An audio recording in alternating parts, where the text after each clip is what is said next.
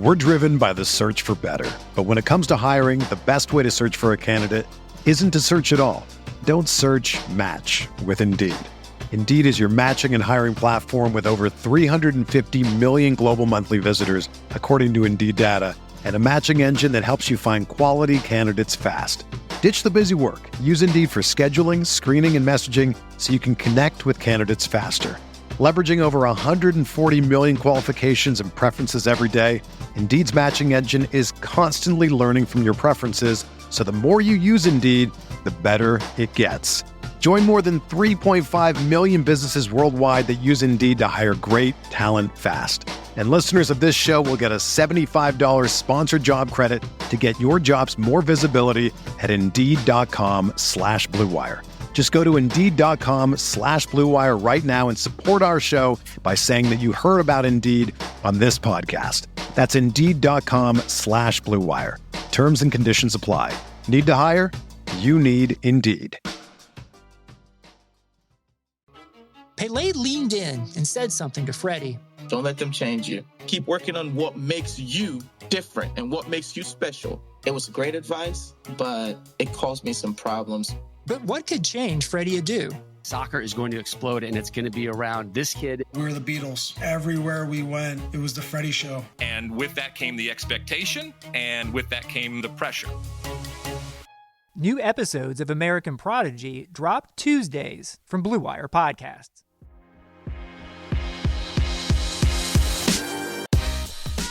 This is the California Golden Bearcast, a part of the Blue Wire Podcast Network.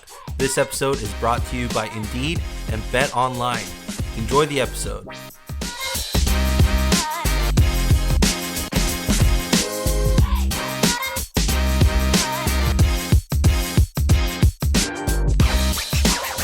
What is up, everybody? Welcome back to another episode of the Bearcast, part of the Blue Wire Podcast Network. This is going to be part number 2, as you hopefully just heard us speaking to Cal alumni and overall awesome dude, Travion Beck, who is giving us a full breakdown of Cal's first win of the season. If you didn't listen to that, listen to that. It was awesome. He's fantastic. But now you're stuck with us. My name's Andy. Here alongside me is Rob. What's going on, Rob? How you feeling? I'm just basking in this glorious Monday evening after Cal beat Oregon. Everyone said it couldn't be done. I believe Oregon had like a 90-something% like chance to win the game at one point, and we said, "Screw you, analytics. Screw you, S&P Plus. We're going to take half the yards per play of Oregon and still beat them." That is what we're going to do. It's like we had the chance to not have it be so statistically lopsided and not have it be that way. But we were like, nah, no thanks. We would like it to be statistically lopsided, but still come out on the right side. This makes no sense. If you read the stats, this makes no sense on how Cal won this game. Yeah, it's the most confusing win column of all time. Like yards per play, terrible. Oregon, awesome. It's just like everything. It's like you're reading that and you're like, damn, there must have been a lot of turnovers or something. Yeah, something happened. Let's get into it. Let me read off like some of the box score stuff and then we'll get right into it. So Cal hosts number 23 Oregon in Berkeley in their final home game of the season, scheduled wise. We'll see if they have another one, but we don't know. Cal wins 21-17. Led behind some balanced scoring. They scored 3 straight touchdowns in the first, second, and third quarter. Oregon scores 3 in the first, 14 in the second quarter, and then goes scoreless. The Bears defense actually held them scoreless in the second half. Tyler Shuck, 14 of 26, 1 touchdown, 231 yards, no interceptions, but a lost fumble. Travis Dye for them, 71 yards on 12 carries. Tyler Shuck, 53 yards on 13 carries. I don't think that's sack adjusted. For their receiving, Jalen Redd, of course, 4 receptions for 54 yards. He was good. Travis Dye, 85 yards on 2 catches. And then Johnny Johnson, the third, 41 catches for 41 yards for 2 catches for that long touchdown to end the half. On the Bears side of things, Chase Garbers, 20 of 32, 183 yards and a touchdown, no interceptions. Leading the way on the ground, Marcel Dancy, 5 carries, 34 yards. Damian Moore, 12 carries, 26 yards. And Chris Brown Jr., 9 carries, 14 yards. Bradrick Shaw, 6 carries, 14 yards, and the touchdown. And, of course, Chase Garbers with that QB sneak touchdown as well. Receiving-wise, Nico Remigio, 81 yards on 6 catches for a touchdown. Makai Polk, 6 receptions for 37 yards. Some of the things that we were talking about, total yards, Oregon, 368, Cal, 271. Penalties was the big thing. Oregon had 9 penalties for 60 yards. Cal had 4 penalties for 33 yards. Granted, 2 of those penalties for Oregon actually came on a PAT, which they still made anyways, so it didn't really matter. First downs, Oregon had 19 to Cal's 18. Oregon 4 of 12 on 3 third down conversions. Cal 7 of 21. We actually both teams finished at 30%. And then on Bears actually tried 3 fourth down conversion attempts and converted 2 of them. Total plays, the Bears 79, Oregon 60. Yards per play, that's the one we were talking about. Yards per play, Oregon 6.1, Cal 3.4. Average yards per completion, Oregon 16.5, Cal 9.2. Average yards per rush, sack adjusted, Oregon 4.4, Cal 2.9. Time of possession, Oregon 23 minutes, 57 seconds, Cal 36 minutes and 3 seconds. Whew. That is a lot to go through. Well, one more thing, the defensive stats. Koin Dang, of course, amazing day. 8 total tackles, half a sack, 1.5 tackles for loss, and 2 forced fumbles. Right behind him, another man of the game, Cam Good, 7 tackles, 1.5 sacks, 3.5 tackles for loss, and 1 pass breakup. Whew. Sheesh. That's it. And fumble recoveries, of course, both caused by Koin Dang. One by Cam, and recovered 1 by Cam Good and 1 by Iosefa. And the Iosefa was the one that clinched the game. There you have it. All the stats. This was a weird football game. I don't know how I felt about this entire game, but it was just, it was a weird game. There's nothing else I can say about it. It's one of those things where I went to go pick up a Christmas tree and I was listening on the radio, and Starkey and Pulowski are like, oh yeah, like, Cal's going to have the lead going to the half. So I just tuned out. I was like, we're good. I heard the audio cue. I can go get the tree. In the 10 minutes that I'm getting the tree from the lot to the top of the car, I get 25 text messages that's like Oregon fans telling me that, because all the smack talk that I was, starting to unleash on them, they're like, oh, it was coming right back at me. This is grand. This is great. What, finishing the second half, I'm like, what? Like, what do you mean? Like, why are you guys so happy right now? They're like, this is a great game. I'm like, what? No, it's not. You should be depressed. And then all my Cal fans, of course, being like, of course, it's Cal. What did you expect? It's just like, what is going on? And then I look at the score, and of course, we're losing, which seems impossible at the time. So I don't know. It was a really weird game where I was trying not to care, and I was trying to follow the advice that I've been saying here on the pod all year long. I was like, don't care, just lower your expectations and just be happy there's football. And then I cared, and I cared some more, and I cared some more. And then I was just yelling by myself in a house at the television again. So this is like 2 weeks in a row where my neighbors have been like, is everything good with the Johnson household? Because on Saturday, right around 4:00, there's been insane screaming going on. No, it's just me alone yelling at the television.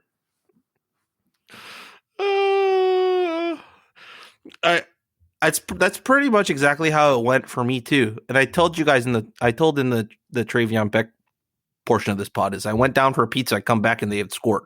And I was like, what? Wait, what? Like, what just happened? Yeah, it was yeah. You want some game notes before we delve deeper into this a little bit more? Yeah. Chase Garbers' 1 yard touchdown run in the first quarter was Garbers' second rushing touchdown 2020 and his 7th of his career. 6-year senior and graduate transfer Bradrick Shaw goal line punch-in touchdown was the first of his Cal career. Makai Polk had a career-high 6 receptions today. Cam Bynum had 2 pass breakups in the second half, and now puts him at 29 on his career. He's tied for 4th on Cal's career list with Damian Hughes. Wow. It's good. It's good company to be with next year. I remember Damian Hughes. He was one of my favorite players. He's very good. Very young. Yeah, he's very good. Cam Good registered a career high of 3.5 tackles for loss, surpassing his previous personal best of 2.5 against Oregon State earlier this season. He's now had 1.5 sacks and a fumble recovery for the first time in his career. Braxton Croto notched his first tackle for loss this season, second of his career in the fourth quarter after he dropped CJ Verdell on 4th down to get the ball back for the Bears.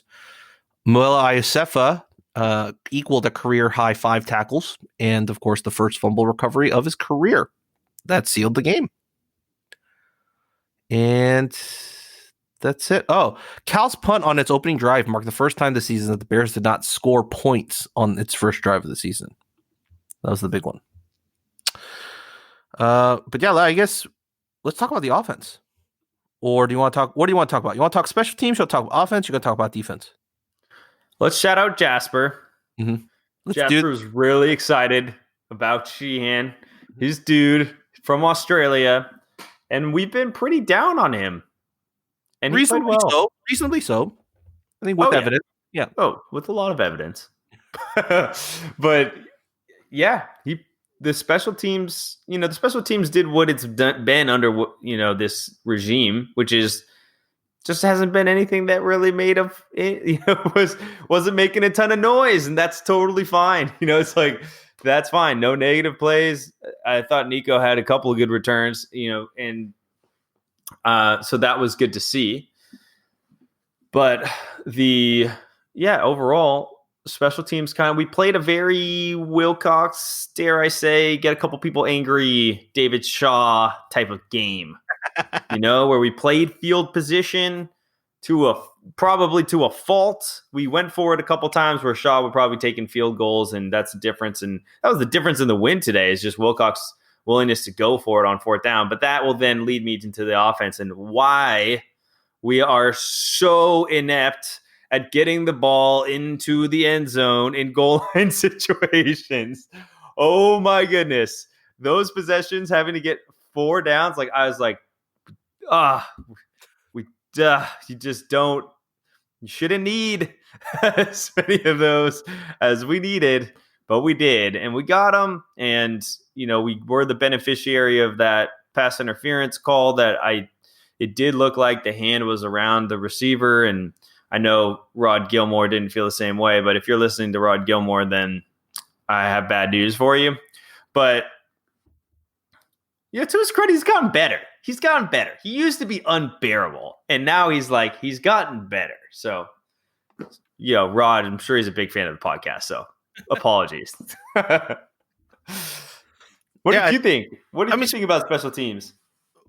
As I said, I think I said it. I said it again in the previous pod with Trey. This was Nico's first return without a penalty that actually went for positive yards.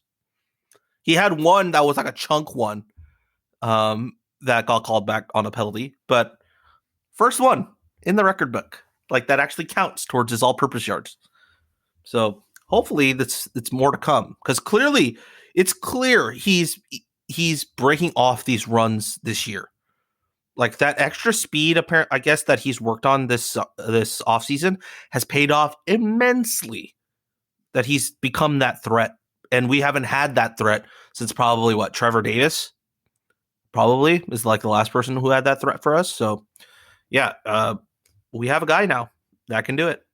So I thought the special teams, usually special teams is one of those positions where units where the less you talk about them, probably the better the job they did. It's one of those things, right? So it's you're punting. Yeah, I didn't have any issues with it. It was fine. Field goal kicking. Yeah, I didn't have any issues with it. It was fine. It was kind of one of those. So thankfully, no mishaps, no issues. I think maybe if I were to nitpick, there's probably that one punt that I think netted maybe 30 something yards. Yep. But outside of that, like I think it was fine. That punt was actually really hard to kick too because it was so far on the right hash, and they rolled him out right because you're not going to roll him out left, right?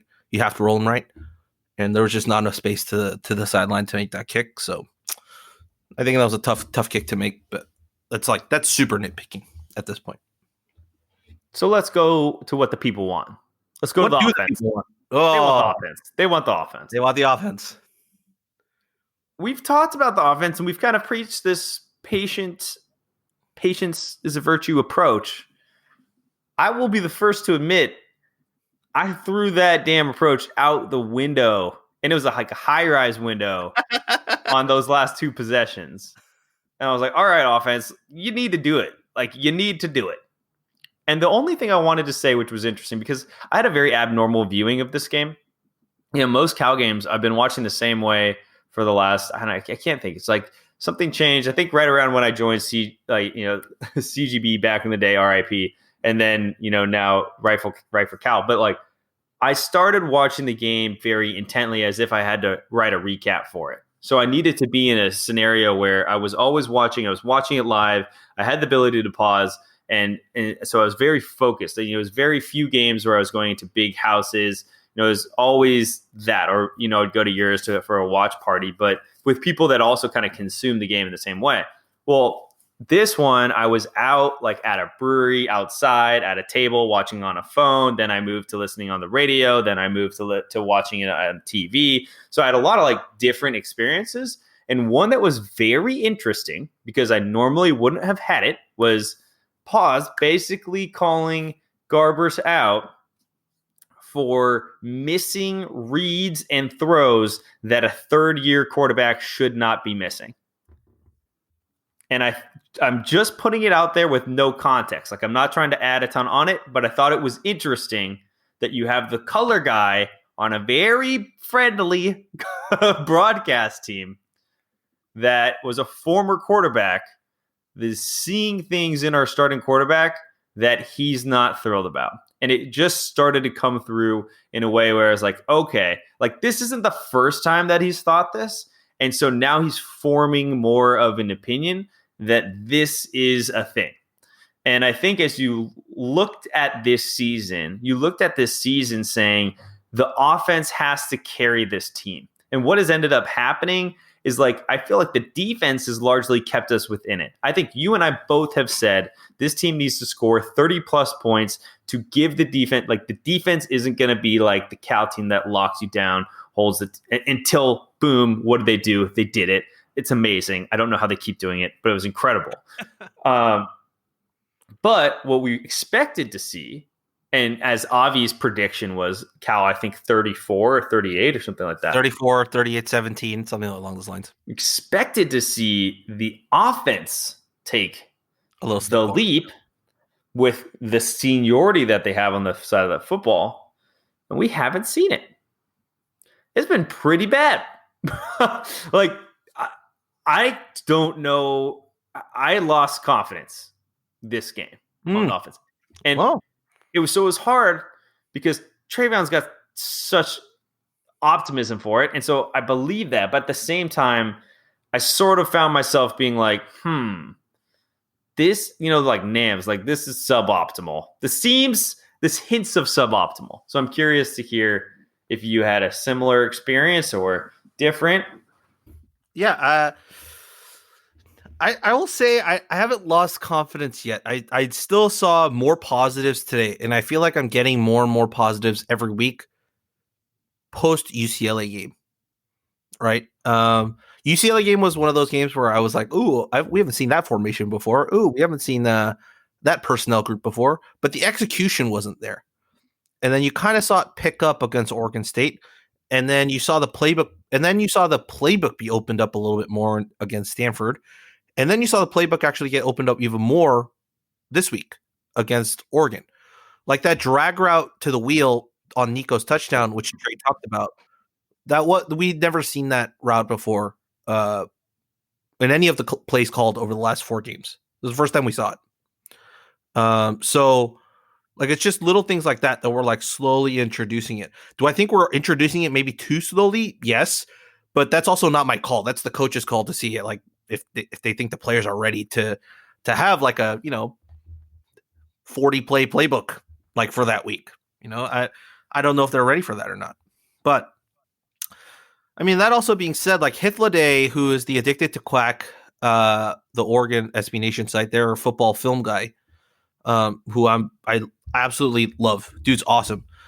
He charts games by himself like no other. And one of the stats he messaged me was on December 1st before the Oregon game. And Chase Garbers' left to right passing splits. Okay. Right. If he throws right, 17 of 33, 51.5% completion percentage, 88 yards, 2.67 yards per attempt, 29.4% success rate of plays. Okay. That's throwing those right. When he throws to his left, 36 of 47, 76.6% completion rate, 402 yards, 8.55 yards per attempt, and a play success rate of 56.3. That is a night and day split. Like, Hythloday said when he throws left, he looks like a Heisman candidate. Like, and that if you look at the stats, yeah, he looks like a total Heisman candidate. But when he goes right, like it doesn't. And the funny part is like you look at all the big plays we've done this year, they've all come to the left side. Makai's like Nico's touchdown left side. Kikoa's like long passes down all left side. So it's intriguing. Now, I don't know if that's a part of the play design where it's like focusing on his left, or is he more comfortable throwing to his left? Is he like, I don't know what it is, but he's definitely throwing to that side more often and he's having good success with it. Only problem is we're not setting him up, to, as Trey said, to let him go to work, right? Like you look at the drive chart and it's like 3 plays, 8 yards on our first play punt. And then you look at the two touchdown drives after that, which I think were good because the run game was actually efficient on those drives and they got the yards that the play action started to work. And then we started to throw and it was balanced. 13 plays, 75 yards, then 19 plays, 80 yards. Granted, a couple of penalties, I believe, helped us sustain those drives. But I think just from a drive standpoint, then comes this like weird sequence: 6 plays, 11 yards, 1 play, -1 yards, and then that's the end of the half. And then to start the second half, 3 plays, 3 yards, 6 plays, 29 yards. Then we get the touchdown drive, and then we're up, and then it reverts back: 6 plays, 6 yards, 3 plays, 2 yards, 3 plays -5 yards, 8 plays, 17 yards, and then turnover on downs because we went for it on 4th down and we didn't convert. That was the longest 17 yards I've ever seen. It felt like we were. I mean, it was 8 plays for those 17. It was 2 yards. Yeah. I mean, it felt like we couldn't advance the ball 6 feet if we tried. We started on the Oregon 42 and we ended on the Oregon 25. Yeah. I mean, and that's the concern is you're talking about elite field position coming off of a turnover. Mm-hmm. What should be the game-winning turnover. There's no way like Coin Dang should have to make that play twice, and he does, and we win. But there's no way he needs to force 2 fumbles there. The game should have been won just off of the first forced fumble. That's where we should have taken. We should have put the game out of reach. We got the ball twice before that turnover on downs that we did, where they had the turnover on downs because we got the stop. Yeah. And then that's what led to the 3-play 2-yard punt. And then they fumbled on the Tyler Shuck scramble and then the fumble by Coin Dang. And then we go another 3 plays, but -5 yards and punt. So like the issue that we had, remember with the big game was like, it was clear as day when we were going to run. And then it put us in situations where it became clear that we had to pass. And I think that's more of the frustration I have. I think there were enough elements of the offense that when executed properly is a damn good offense that could work from like a scheme and structural standpoint. But the execution was not there. And not only that, but the actual play calling itself, like you needed to diversify it a little bit. Like you needed to pass on first down at certain points. You needed to keep them on edge. But they clearly knew when we have the lead, we're going to run on first down no matter what. Right? Yeah. Like we're not going away from that. So that's what led to the 3 straight punts after our touchdown in the second half. It was 6 plays, 6 yards for 3 minutes and 29 seconds. Then we get the turnover on downs and we give the ball back after a minute 52. Then they fumble and then we give back the ball again after a minute and 21. Like if we're trying to burn clock, we're clearly not burning clock. Even with that thing. And the tweet I put out after the Stanford game is that our margin of error hasn't increased. Like if you know that the offense is going to have to do that, then you have to create some more opportunities for your defense, right? Like maybe take a few more risks and get your offense a few more possessions. Or if you know your offense is going to do that and you know you're going to run the ball like that, then your defense has to step up big time and basically play a bend not break type of defense. Yeah. No, I mean, I think if you look at first of all, the Nico catch, the 5-yard catch for a first down was just the most ridiculously awesome play. It was very hard earned. That was an incredible catch. And then he wasn't at the first down marker, but then he was able to get upfield there. So look at this drive. It's okay, so we have it at the 42. Damian Moore runs the right for 4 yards. So you're in it. That's good enough. That's good. That's a good run. That's a positive net run. Then we have Garbers going to Mackay, which is incomplete. And then we throw a 3-yard pass because who knows why on third down. And then we call a timeout and we go for it at the 35. And Garbers completes it to Nico on that amazing play. Yep. And then Bradrick Shaw runs for 6 yards to the Oregon 24. So now you have 2nd and 4. Yep. And we go Bradrick Shaw run for 1 yard to the 23. And then we go Bradrick Shaw run for a loss of 2 to the Oregon 25. Yep. Dude, it's like a snooze. Snooze. It's so boring. And it's so ineffective. That's why I'm losing confidence. Because it's just crazy. It's a commitment to nonsense. I literally think it's a commitment to nonsense. It just doesn't. It's so frustrating that Cal didn't win the game there, and that Oregon got an additional possession. And then on top of it, you add in the whether or not to kick the field goal. I can't really decide. I like the idea of going for the win. We didn't go for the win against Stanford, and I think it probably haunted the coaching staff. And Wilcox was like, no way, I'm just going to go for it. And, Mackay almost had the catch. But it shouldn't have to come to these 4th down plays. And I think that's what you're saying about this margin of error is we're tired of this game, in my mind, should have been put away early. Should have been out of reach with about 5 to 6 minutes to go. It should have been us texting our Oregon friends. Yeah. As I did. Yeah. I own this thread now. Yeah. And they all know I said I was going to call them out on the podcast. I'm calling all you out. I own the thread now. It's mine. Until next year, the thread is mine. And I'm excited about it. But we didn't have that satisfaction. And so this game feels a lot to me like when Sonny beat Oregon. Yeah. Because Oregon felt bad. Yeah. And so I sort of felt like we gave the Ducks so many chances to win that I think, or it just sort of left me with this feeling of Oregon is worse than we thought and might be bad this year. And therefore we were able to win instead of we faced a down Oregon team and we beat them solidly. And I really am starting to get an appetite for a little bit more of the latter than the former, because Wilcox has treated us to some pretty nice wins. And unfortunately, when you start to have some levels of success, you start to grow those expectations. I think you're I think it's warranted what you're saying, because I'm looking at the other drives today, right? And it's or in the 4th quarter, we start our drive. on the 19 after Cal gets the stop by Braxton Croto on CJ Verdell, right on 4th down. We're on our own 19. We're only up 4. We cannot afford against a team like Oregon, who we saw in the first half break us on a single play, right?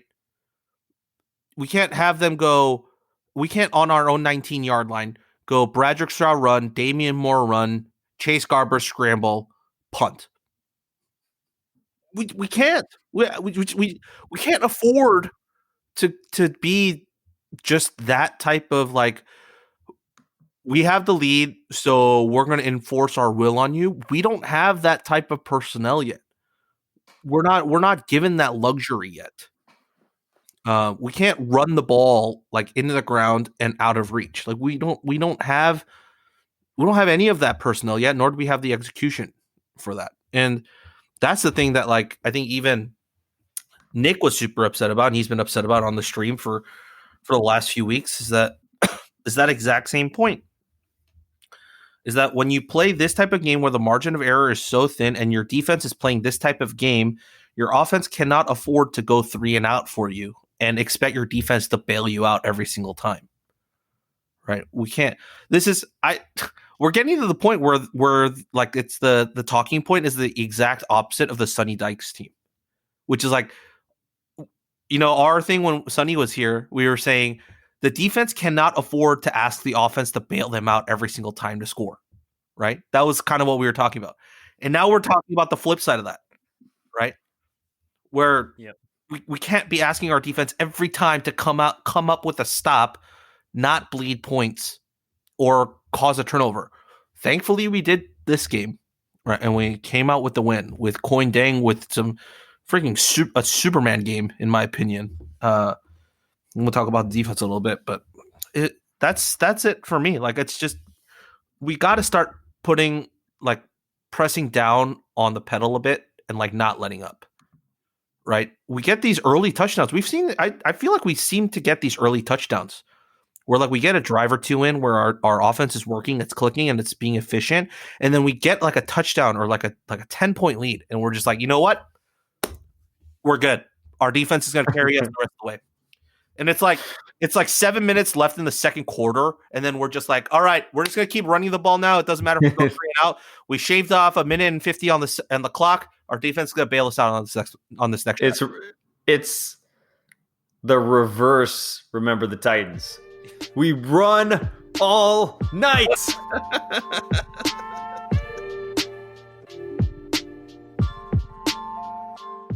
2020 has already reshaped how we work, and it's almost over. Businesses across the globe are challenged to be their most efficient, which means every hire is critical, and Indeed is here to help. Indeed is the #1 job site in the world with more total visits than any other job site, according to ComScore. Indeed helps you find quality candidates quickly so you can focus on hiring the person you need to keep your business going. Unlike other sites, Indeed gives you full control and payment flexibility over your hiring, and you only pay for what you need. You can pause your account at any time, and there are no long-term contracts. And now, Indeed's new way of matching you with candidates instantly delivers a short list of quality candidates whose resumes on Indeed match your job criteria that you can contact the moment you sponsor a job, making Indeed the only job site that can move as fast as you do. Right now, Indeed is offering our listeners a free $75 credit to boost your job post, which means more quality candidates will see it and fast. Try Indeed out with a free $75 credit at Indeed.com/Blue Wire. This is their best offer available anywhere. Go right now to Indeed.com/Blue Wire. That offer is valid through December 31st. Terms and conditions apply.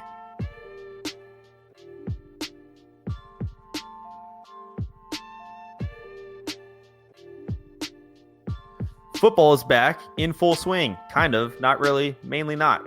You might not be at a game this year, but you can still be in on the action at BetOnline. BetOnline is going the extra mile to make sure you can get in on every possible chance to win this season. From game spreads and totals to team, player, coaching props, BetOnline gives you more options to wager than anywhere else. can we, and I ask you this, Rob, can we please see if Bet Online has odds on whether or not the game this week will be canceled due to COVID? We'll see. You can get in on their season opening bonuses today and start off wagering on wins, divisions, and championship futures all day, every day. Head to Bet Online today and take advantage of all the great sign-up bonuses. Don't forget to use the promo code BLUEWIRE at betonline.ag. That's BLUEWIRE, all one word. Bet Online, your online sportsbook experts.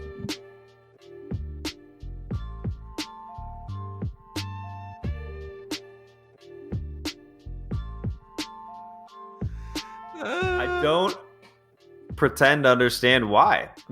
I think one of the things I was like, Damian Moore got 12 carries, but it felt sporadic. Yeah. And I would rather see somebody like that get rhythm. Mm-hmm. And I don't know if it was because, and then Dancy did look better and he got very few. He got a handful, 5. Yeah. So and then look, I'm not trying to be negative on a player. I like Bradrick Shaw situationally as a runner. He's big. So but Damian Moore, I like as a runner because he can hide behind the O lineman, but he's super sturdy. So he can break those additional tacklers if somebody runs up against him. I'm not really worried about Damian Moore getting too many negative plays. Tends to be, what I've seen of him is I really like it because I think he follows his block. He sees the hole well, follows his blocker, and then is able to shed tackles at that second level. That's why I think he was so effective against Stanford. I think Bradrick Shaw is a bigger target. It's just kind of obvious what we're doing with him in the backfield, and we're not running play action on those plays. The only play, when we're all right, we got to score here, so let's run a flea flicker, and it gained, as you said, 5 yards. I think we needed 7 yards to go, and we threw it to a 5-yard out. So it just feels really choppy, and it's weird to see it with different coordinator because then you're when you make a change at offensive coordinator, you would expect to see not the same struggles, just in different forms. And what we've seen are the same struggles in different forms. Mm-hmm. And I don't know if it's on the O-line not getting a good enough push. I thought we actually got some pretty good pushes and had better blocking than we've seen in the last couple of weeks. But I do think that the offense is kind of a question mark right now. And it's the question mark we couldn't afford.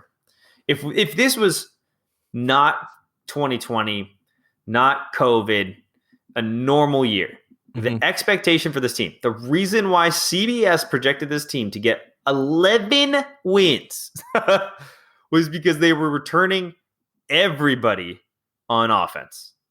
Everybody. And what have we done with those? Meh. That's what I think we've done. It's frustrating, man. It's super frustrating, especially now, more so than early, because this should have been clicking by now. So I don't know. I don't know. It was interesting what Pawlowski said about Garbers missing reads, missing throws. Garbers has missed guys high. He's missed them, especially when he throws deep, and especially, as you said, to the right side. He's missed guys. I mean, he also had Makai drop that one that was for sure a touchdown against Stanford, but they did end up scoring anyways. But, he's missed these guys on some of these throws. And, yeah, it'll be – and then I'm watching this Kai Milner tape. The no-look pass behind the back in the end zone. But with him as a dual-threat quarterback, it's weird because, Chase, why aren't we using Chase as a runner? I just don't get it. It confuses me. It's crazy hearing Travion say the same thing because I'm why aren't we booting him out more? And then Travion comes in here and says the same thing. And I'm because, how Harbaugh used luck and his legs as a runner. We have the potential to do that with Chase, and it's a huge weapon for us. And I just don't know if we're truly leveraging it the way I'd like to see. No, I think you're right, because I think the distinction I think we need to make here is that Chase scrambling for yards and an offense predicated on him scrambling, not a good offense. That's not you can't maintain consistency with that, right? But an offense that has plays built around trying to get your quarterback into space and make plays because he is a good runner, that's a doable offense. Like that is a maintainable offense, right? I think a couple points to what you just said. Like you talked about the Bradrick Shaw thing.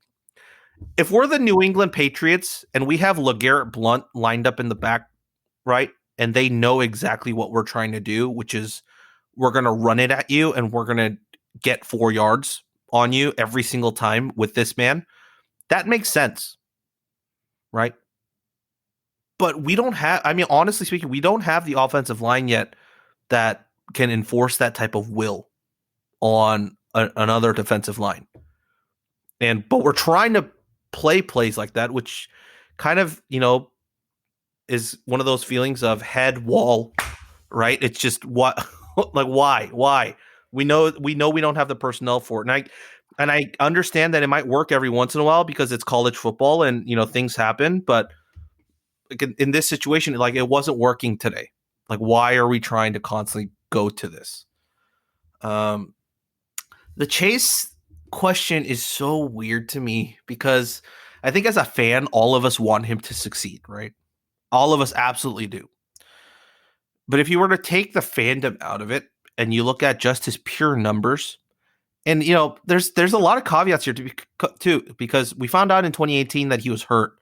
He was playing hurt pretty much all year, right? Patrick Laird told us that after the season was over. He was like hurt and he like couldn't throw pretty much past like 10 yards, but he was still trying to chuck it basically like 25 yards downfield. Everything made sense of why he couldn't throw downfield. And then he like lit up his sophomore year after the 2 out of conference games and just started taking off. Excuse me. But see, as I said, I'm not a fan of Colin Cowherd, but I love his take on analyzing quarterbacks and usually good players too. It's any player can have a really bad season. Any player can have a really good season. You take away those two things and you average out the rest of their career, that's probably the quarterback that you have. And that's if we did that with Chase, right? Let's eliminate 2018 just because let's say it was his bad year because he was playing hurt all year. And then let's look at just like 2019, right? Let's eliminate his best game, which is probably, what would you say, Ole Miss? Or the bowl game?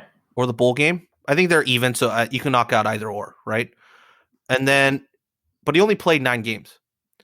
And then you take away his worst game that season, which is probably, what would you say, like the North Texas game? Yeah. Right? Yes. And if you remove that, it's nothing really stellar, to be honest. It's not anything that like is eye-opening or would go to show that he's like a plus at the position for you, right? Because you take away North Texas, he had 1 touchdown there. You take away Ole Miss, he had 4 touchdowns there. He'd end the season with 2, 3, 4, 5, 9 touchdowns and 3 interceptions in 7 games. Like, is that good enough? As a game manager, probably. Like a game manager type of quarterback. But as like a quarterback you want to explode and like predicate your offense on, not really, I don't think, from a statistical standpoint. So, like, I want Chase to be good. Like, I absolutely do. But that was the thing of, like, when he exploded against Mississippi, like I said, right, is we need him to string together a few games like this. Because any type of player can have a few good games. But it's just that matter of, like, maintaining that excellence at that level. That's what, like, puts you into that next tier, right? I don't think honestly speaking, I don't think we've seen that yet. I mean, I'm trying to look up too, is like, especially if you were to look at his record against Pac-12 opponents, because you're talking like bowl game, was 4 touchdowns. Ole Miss was 4 touchdowns. So it was what his best game was probably the big game. 285 285, passing, one touchdown, no and interceptions. 20 of 30 on throws. And 13 carries for 72 yards and touchdown. Yeah. I mean, it's definitely his. So that was the game that started a lot of the belief, I think. Right. But was even then, if you took his stat line out of a big game win and just put his stat line on like a board, no one's going to pick that out and be like, that's like a B or A quarterback in college. It's good enough to get you a win, in my opinion, if you have a defense that good and can carry that side of the ball for you. But I just don't know if it's like if it's a plus. I think it's just it's a push at this point. Yeah, I mean it's gotta be like, all right, I still feel like without a doubt that Chase is absolutely the best. He's our quarterback this year and next year. I don't think there's any, Yeah, but I mean, people are asking like, oh, like, if could we like replace him with another quarterback? And I was like, if you were to replace him, his replacement is Devin Modster. We're not going with Jaden Casey or Zach Johnson or any of the younger guys, right? Or Spencer Brash. Like, we're going with Devin Modster would be the guy. And is that necessarily an upgrade over Chase? I do not think so at all. So Chase gives us the best opportunity to win right now. It's just that as we evaluate just a straight quarterback, is he a plus? Is he a plus or is he a push? Right now with this play, and his stats, I'm just gonna say it's probably a push. it's probably a push. Yeah, he's not doing anything negative. He's not being negative enough, but he's also not like game breaking from that position. Right. And I think that's the most important point here is that this was the I keep coming back to it, but this was the year of the offense. Mm-hmm. Outside of the coordinator change, which I know is a big shift, but we even heard that from Chase himself that picking up the playbook fast was easier to pick up than Bo Baldwin's. This was the year to look for progression. The defense, you're kind of looking at the positives. Can you maintain what we've done before with a tremendous amount of turnovers? Travion himself said yes. Can you reload? There's a lot of reasons. Yeah, it looks like the answer has been yes there. The offense, I mean, what? Like, let's go to our predictions. I predicted Chris Brown Jr. is going to run for 200-yard games. Like, I know our predictions are kind of jokes, but nobody said that was a joke. You, Trace, me, we're like, we all kind of got it. We're like, yeah, it's possible. And yet we haven't seen the run game be nearly as effective as we would have hoped outside of Damian Moore. And Marcel Dancy actually played well in the big game. And then we also haven't seen the quarterback really take on this kind of like, I'm going to, it's my turn. Even like I'm thinking about like the mediocre quarterbacks of the past, like Jake Luton at Oregon State. Or is it Luton? I forget how you say his name. Luton. Yeah. He was fine in college, but he took that step to being like good plus. Yeah. And then got in the NFL. And people are looking at Garbers going to the NFL. And I'm still not totally like, I think he has the skill set to do it. But like, I don't know what's happening because it's hard for me to understand. Is it a trust thing with the wide receivers? Because he's clearly got more of it this year than we've ever seen. Throwing downfield to Mackay and definitely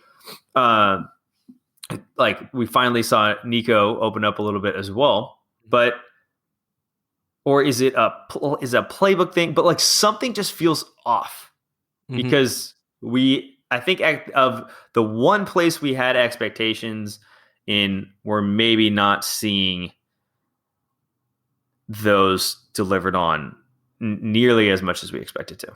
And it's costing us wins and it's costing us feeling overall looking better. Right.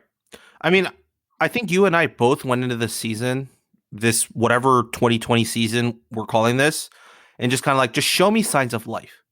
Just show me signs of improvement. We're not expecting us to win the conference this year, like, or anything like that, nor should it really even count because we're only playing 6 games. And we want to see the steps being taken for 2021 because that's realistically where the expectations were, right? I mean, I think if we had a regular 2020 season, we probably would have had higher expectations for this team. But we knew going into 2020, it was like with when they recalibrated for a 6-game season, we're like, yeah, this ain't happening. We want to see those steps. As you said, we saw that from the defense, and we've seen that from the defense. We haven't seen a single shred of that out of the offense. And that's coming from me who's been saying don't judge the offense until the season is over.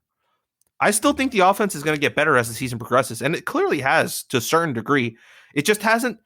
It's taken baby steps, and it hasn't taken like adult size like steps. And like I think that's what's so frustrating.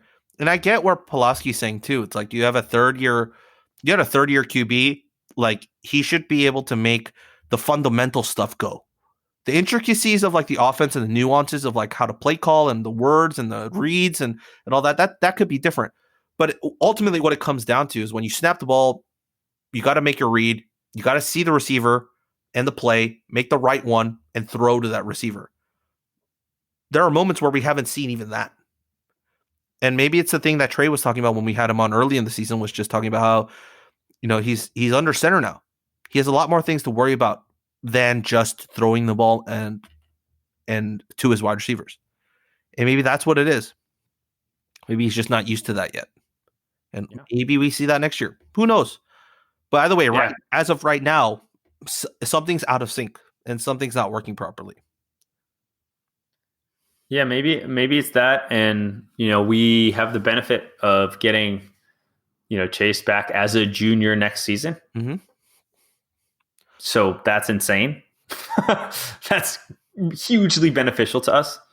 And then there's a potential of another year. So, I mean, Garbers is on track to probably set many records in the halls of Cal Football Hall of Fame. Like, I would bet that if he stays and he gets a 2021 and a 2022, like, Chase is going to have probably a fair share of those. He'll be in the top 3, if not higher, you know, like, so there's still a lot of potential here. And I think that's the optimist note that we'll sort of move on from, is that, you know, we say this is more of just like looking at where we're at now, and the future is very, very bright. But what we've seen to date is, yeah, I agree. It just doesn't feel like whatever we've seen is working.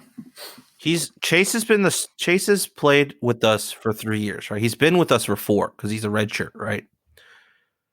He's had 3 different quarterback coaches. People seem to forget a little bit of that too, right? He had Tui as his first quarterback coach. Then he had Bo Baldwin, and now he has Bill Musgrave. Not a lot of consistency there, really, right? Even from a coaching perspective. So a lot of things against him. It's like that. It's the Alex Smith thing for the 49ers. It's like, if he had a consistent coach, could he have been better? And, you know, you kind of saw that when, you know, Harbaugh was there with the Niners, and you're a big Niners fan, so you know, like, how many offense coordinators did he have? He had like, I think a new offensive coordinator or a new quarterback coach every year, like up until Harbaugh. I think I've blocked most of that Niners football out of my mind, but yes, it was awful. It's just the rotating door. Yeah. And yes, that stuff does matter. So the consistency there, I think it gets exciting when you look long term here. But I mean, there might be a push. Who knows what's going to happen? Mm-hmm. Yeah. Enough on the offense. Right. We'll table it. Let's move on to brighter things. The defense. Oh, glorious. Shut them out in the second half. Lord have mercy. Oh my goodness. Like, this was just superb. What a superb performance from the guys. And I tweeted this out like right after the game. Brett Johnson and Cam Good were the two guys that were like absolutely on fire in the first half. And then Oregon adjusted to them. They started double teaming Brett Johnson. And then what happened? Cal decides, we have more weapons than that. And then sends Braxton Crota and Coin Deng to wreak havoc. And they succeed, and they showed off, and they rose to the occasion. That was what was key here for me, is that the guys who needed to step up in the team's most dire moments of need, when they're sorely lacking the depth at a lot of these positions, all stepped up. Brett Johnson played against that offensive line like he was a man possessed, suplexing guys into the floor. Coin Deng just said, I want the ball, give me the ball, and just wanted to take everything. Cam Good was like, if I'm in the backfield, there's only room for one of us, so you're going to have to sleep on the floor, and puts them down. Braxton Crota, like just the Crota type, absolutely stellar on that fourth down stop. I don't know what else needs to be said. Like every single guy like who needed to perform and step up for this particular game, for this type of opponent, for us to win, all the stars on both sides of the ball need to perform to a certain degree in order for us to win. We're not at that Oregon State, or we're not at that Oregon level of recruiting where we have our athletic ability able to mask, some of the depth issues, right? We need every guy to step up. Every guy on defense stepped up, especially after the two broken plays. Yep. No, I mean, I don't have too much to add on defense, to be honest with you. Defense played amazing. Coin Deng had his best game as a Cal player. I don't think that's even in question.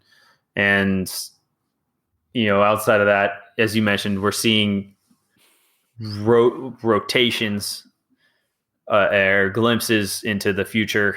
And the future is bright. This future is bright on that side of the football. Cam Bynum there's two players I want to shout out. One is Cam Bynum, who on that deep pass, the receiver had to play the defender role because Cam was going to pick that ball off. And that is just amazing to see. The other, and who I think was the unsung hero of this game, is Josh Drayden. Yeah. Josh Drayden's play in the end zone on that football to prevent the touchdown was one of the most impressive plays I have ever seen in my entire life. I do not understand the body control you have to be moving that direction. Then the awareness to reach across, and then bat the ball out of the air as the ball's in motion, going fast. Well, he's also in flight. This is in midair. It was an unbelievable play. And it was the difference between us winning and being tied was that play. It was an unbelievable play. You could Photoshop that that screenshot of like him tapping the ball away into like a variety of different things, like him catching a baby from falling off a counter. Like it's just you could change that into so many different things. But the athletic ability to do it, oh my goodness. Like there's a part of me that has this is my conspiracy theory. There's a part of me where it's like he wanted to look cool on the stop too. He knew he was going to get to it with his right hand, right? Because he was diving right. And that's because you can reach farther with your right hand if you're jumping right. Like just anatomy wise, like it's easier to do so. But he switches to his left and he reaches across and he bats it down. Like that's my conspiracy theory, is he want to look cooler switching to his left hand to slide that ball down. It was insane. And there's something about him in big games. Yeah. Drayden has been so clutch for us against these ranked opponents. I feel like he leads the defense in some of these situations. He just brings energy. And so I seem to remember him like stepping in because of injuries into the Washington State game, and then just dominating the Washington State game. And I felt like this was the same thing. Like he was fired up. He made an incredible play, had a couple of good like really solid tackles. He just was, who he's been, which has just been do we get Drayden next year? Like, that's crazy to me. Yeah, we could potentially keep him. Yeah, It's great. I hope he does, because he's immensely valuable to this defense, and his play this year has been really impressive. Yeah, I mean, we talked about the broken play with Trey, and outside of that, it's like they made adjustments at halftime, and they came out and they played exactly as we needed them to play, and they locked down. There's nothing more to be said, because their play was so stellar. Like, we can sing their praises for like another hour. Like, there's not a lot of negatives I can pull from this, and the way that they played against that Oregon team. Granted, that Oregon team isn't the Oregon offenses of late, right? But Moorhead had some really creative plays that he pulled out of the playbook, like against us. And yet, I think our defense rose to the occasion, as I've said numerous times so far, and they did their job. Yeah, I mean, even the way they adjusted to die, and the way that Oregon, this Oregon team is one. I've been informed that Ty Thompson is coming. So if you talk to any Oregon fans, but they're still dropping massive point totals each game. This is not a team that's bad on the offensive side of the ball. So amazing defensive performance. Just another sort of one that I can't say I saw it coming, and they played super well against Stanford. So there's no way to think that it wasn't coming, but just to see, against Oregon, it was awesome. It definitely wasn't a one-off. That's for sure. I think this defense is in mid-season form with only 2 games left in the season. Like, they're finally coming around. Yeah. So, all right. Well, that's our talk and the wrap on the Oregon game. But we do have some comments and some questions. So let's get. I was going to say, no questions. Yeah, we do have some. I asked for people for comments too. I think it's a lot more fun that way, so we can read their comments on the air and talk about their comments. Sid tweets at us, says, "I attend Oregon, but I've been going to Cal games since I was a baby. In my last year at Oregon, I am so freaking happy Cal won." So I believe she's a senior at Oregon right now. "I've even worn my Cal shirt in the Oregon student section. I wish I could have been in Oregon when we won, but I'll take it." Have you met Drew? You guys are destined to be friends. Yeah. Sounds very similar. That's awesome. I can't imagine how horrible that is. Oregon fans are not nice, especially students in the student section. So if you're wearing the Cal shirt in the student section, mad respect, because they've gotten nicer over the years, but if you're going to go to the game next year, I wouldn't expect them to be very nice. Sure, they're not going to be nice coming off a loss. No, not a loss like that. Yeah. Let's see. I also tweeted at Traveler Hates Thursdays, because they were talking about its Conquest Week, and I said, who should we be rooting for? And they said, obviously the one that you had one of the people on your show.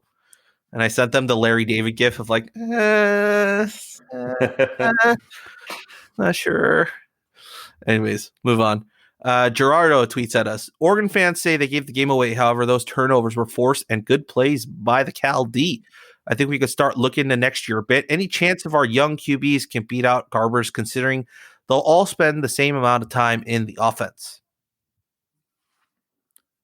Sounds like someone might be rooting for it, but if we didn't talk about it enough, yeah, I don't think so. I don't think there's much of a chance. It's got to be kind of annoying if you're a younger guy to see your path blocked, but it also, as a fan, makes me really happy, because I don't think we're going to run into a situation that Chase was kind of thrown into, where we had Sonny, who was refusing to kind of develop younger talent, and so the gap seemed really big between Davis Webb and what was next. Yeah. And so I think, as we go forward, I don't know, maybe I do wonder if, who knows? Because it seems like Brashton has a freaking cannon, and then you have Jaden Casey, who's like Rob's favorite recruit ever. So so athletic. Lord. So what I wouldn't be surprised is maybe if you ran more of like a spell type of situation, if there was a clear skill set that one possessed. Like, let's not forget that Brandon McElwain, like what Wilcox was trying to do with McElwain and Garbers was actually quite interesting in that he was trying to use McElwain as the running threat and then Garbers as the pure passer. And so I think that is, that it seems like two centuries ago when that happened, but the same coach, same sort of concept of what we're trying to do, and be interesting to see what Musgrave would do with that. But that's what I would think. If you have someone that comes in and kind of offers something that the offense doesn't have, you're probably likely going to see them. And then, as with anything, all the fans will start rooting for the backup. I don't know how many times I can say this. If you are with the team and you are in practice, and Rob can attest to this, someone who gets to go to practices, you know who the best quarterback is. Easily. 100%. It's abundantly clear. If you are a fan, and I'm now fully in this perspective, what you see is so limited. The backup that you are rooting for is never as good as you want them to be. I promise you. I just say, just go back and listen to probably last year's like early podcasts. And then, because I believe, Andy, you were clamoring for Devon Modster. Yeah, always. At like week 2. Yeah. Right. And I was like, there's just no way. There's just no way. Like, yeah. But if you want to listen to Andy's perspective on that, like, just go back and listen to that podcast. He talks about it. He absolutely talks about it. And I can only vouch even more and stand by that point even more. When you go to practice and you watch, yes, some of the younger guys maybe flash a few throws, right? You're always going to see that. Everything clicks. Throw is beautiful, down the sideline like a fade, and it's just like perfectly into the breadbasket. And you're like, oh, that is nice. The question becomes, can he do that with consistency? And most of the young guys can't. Usually can't. And that's why they're the young guys on the roster, and they're learning the playbook and learning and getting up to speed of playing quarterback at the Division I level at a Power 5 school. Yep. Yeah. Mm-hmm. Yeah. Next question is one of our writers, Alex. Would you have kicked the about 42-yard field goal instead of going for it near the end of the fourth quarter? Longhetto hit from 52 against Oregon State after all. I mean, I'm kicking 100%, but I wasn't mad about the decision. But yeah, I go for the field goal. Yeah, I actually don't know what I would have done. I think I would have tried to give my offense a little bit more of a boost and just show that I trust them to get that fourth down. And maybe I go for it because as Trey said, the defense was playing really well. And I think the defense was playing really well. I hate that you're going to have to lean on the defense and ask them to bail you out again, but I think it was the right time to give your offense a chance to make up for it. Do I think maybe there's a bit of the yips after the Stanford, like you try to kick the PAT instead of going for 2 and the PAT gets blocked? Like, does that play a factor into it? Do you think another, field goal is going to get blocked here? Do you not have confidence? They showed Longhetto on the sideline, and it looked like I wouldn't want to say frustrated, but it definitely looked like he was a bit disappointed that he wasn't allowed to go out there and kick the field goal. Because he was just on the sideline, like with his helmet on. He's just kind of like, I think he was getting ready to go out there because he thought he was going to be asked to kick a field goal. But they went with the fourth down. Same as the decision in the Stanford game. I am not upset with the call to go for it or to kick the field goal. Like the decision itself, I'm not upset with. It's the execution of the play that you called to do so. Yeah, you can probably be pretty upset that we were even in that situation for the fourth down. Yeah.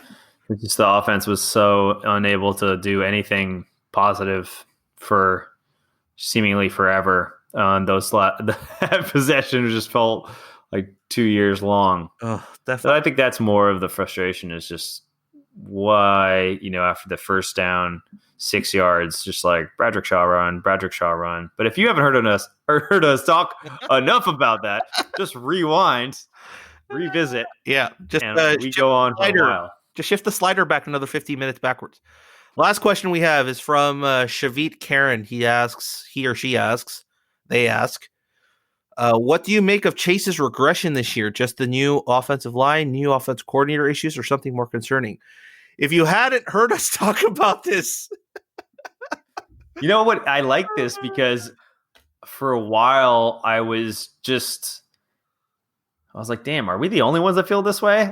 So I don't read the questions in advance. Yeah. So it's good to know we're all on the same page here. I don't know. I really don't know. I think it could be anything. I think coordinator change. I do like the under center point that you made earlier, Rob. I think the under center point's a really good one. He was really starting to click out of shotgun. Trey said the same thing. So there's some consistency and there's a thread of consistency with the whole season and sort of that change maybe being more significant. The receivers are more open than he's ever had in his time at Cal. Kokoa, like Mackay, Trevin Clark, we haven't heard his name as much, but he's also really, really solid. Nico, like we have talent at the receiver position that we haven't had for Chase in a very long time. And we also have some pretty damn good tight ends, dude. Like, let me not forget Tonjes and, more. And yeah, I don't know. We've talked for long enough. We've talked for long enough about this game. Bottom line is we're happy that we won. That's where we stand. And if we get only one win this year, this is not a bad one. This is not a bad one. Like I would have taken Stanford first and like I'd been fine, but to like beat Oregon, I think that means I know the X means a lot, but if you think about Wilcox and his ties to that program, that one probably felt pretty damn good. Yeah. The recruits. Yeah. The recruiting. Yeah. Yeah. Let me ask you that. Like, what do you think the impact is? So we have a recruit. I mean, we'll be able to talk about this as we approach it, but just as my own fan question, as we look towards the recruiting deadline, have you gotten any word that anybody's, there were a lot of decommits outside of Cal that even you had commits at, Cal commits that are saying, I'm, double affirming my commitment to Cal, given all of these decommitments that are taking place. Are there anyone that you're concerned about? And do you think the Oregon win has an impact? I think the Oregon win has an impact because it was nationally televised. If it was on Pac-12 Network, who cares? It's on ESPN, 4 p.m. kickoff. Like it's prime. It's like a good prime time slot for like both West and East Coast.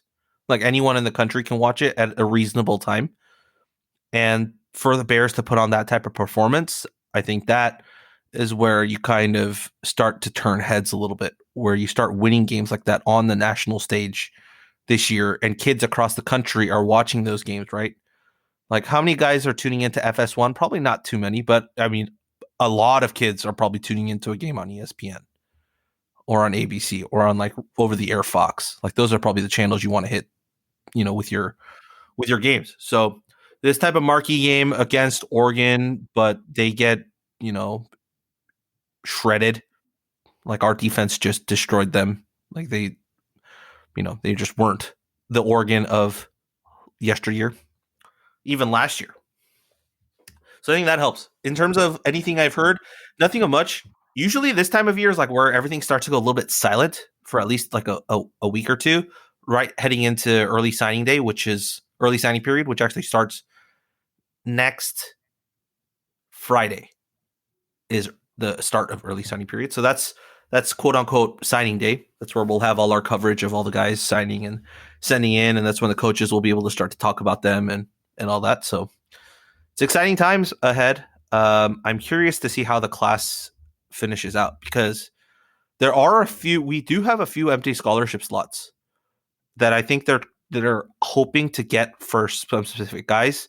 My personal one I would want is probably Byron Cardwell, who's that running back in the state. But with all these dig commits, I wouldn't be surprised at all if they rediverted their attention on a few of those scholarships to some of these higher rated guys that are either decommitting, or even some of those higher guys that are transferring out of specific programs right now. Because you see a lot of that too, right?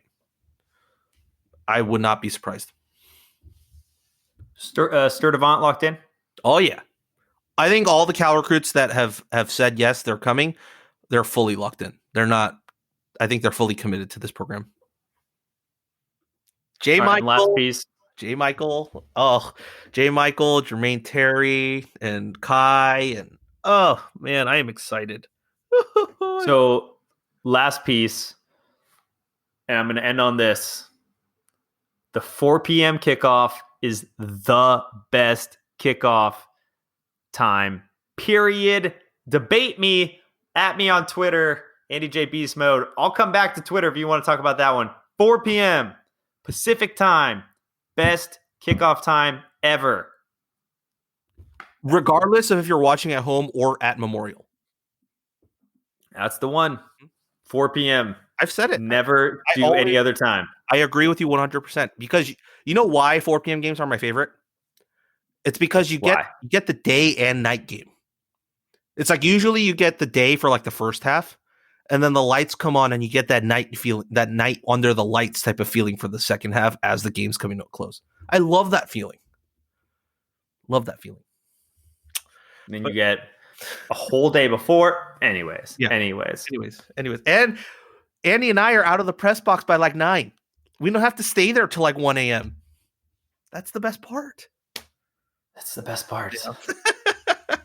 Well, that is it for us from here on the Bearcast. You can find all our stuff on any of the listening platforms. And if you're listening to us, then I don't need to tell you where to find us. But you can find us on Twitch at twitch.tv/GoldenBearcast.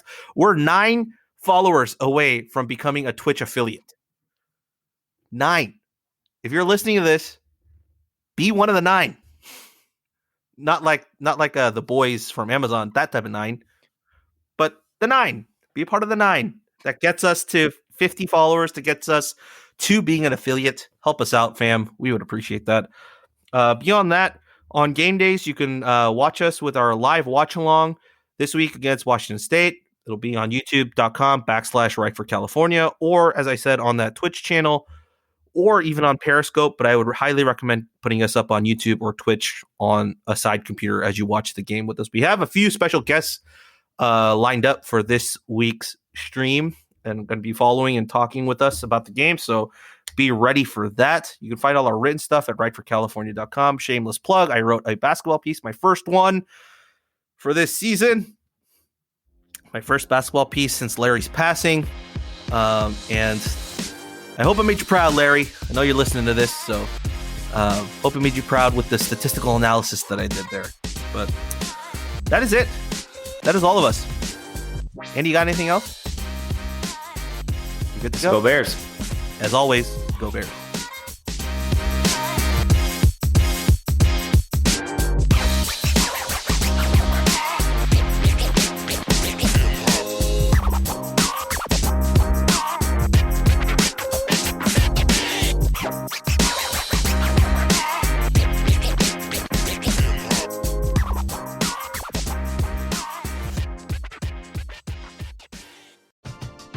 We're driven by the search for better. But when it comes to hiring, the best way to search for a candidate isn't to search at all. Don't search, match with Indeed. Indeed is your matching and hiring platform with over 350 million global monthly visitors, according to Indeed data, and a matching engine that helps you find quality candidates fast. Ditch the busy work. Use Indeed for scheduling, screening, and messaging so you can connect with candidates faster. Leveraging over 140 million qualifications and preferences every day, Indeed's matching engine is constantly learning from your preferences, so the more you use Indeed, the better it gets. Join more than 3.5 million businesses worldwide that use Indeed to hire great talent fast. And listeners of this show will get a $75 sponsored job credit to get your jobs more visibility at Indeed.com/Blue Wire. Just go to Indeed.com/Blue Wire right now and support our show by saying that you heard about Indeed on this podcast. That's Indeed.com/Blue Wire. Terms and conditions apply. Need to hire? You need Indeed.